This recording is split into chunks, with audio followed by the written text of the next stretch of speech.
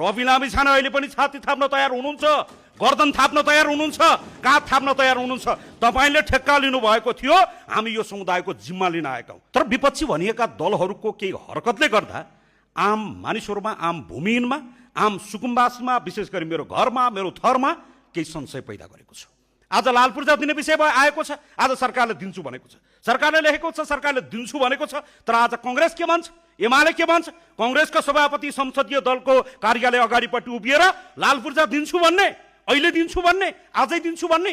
गरिबहरूलाई लाल पूर्जा दिँदै गर्दा कांग्रेसले विरोध गर्ने भन्ने हुन्छ, एमालेले विरोध गर्ने भन्ने हुन्छ, माओवादीले विरोध गर्ने भन्ने हुन्छ। देखाउने खसी, खुवाउने फर्सी, त्यही पनि पर्सी भने जस्तो अहिले पनि त्यो भइरहेको छ, अहिले पनि भइरहेको छ, अहिले पनि मैले यस्तो देखिरहेको छु।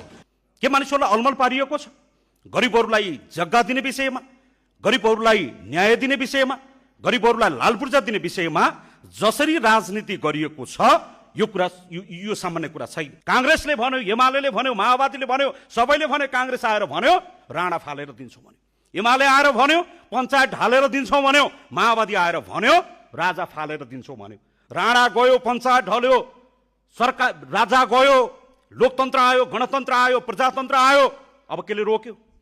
सदनमा आउँदै गर्दा, सरकार बनाउँदै गर्दा सरकारले आफूले प्रतिबद्धता गर्ने अनुरूप, यो वाचा पत्रमा लेखे अनुरूप आज त्यो कुरा गर्ने तम तयारी गरेको छ।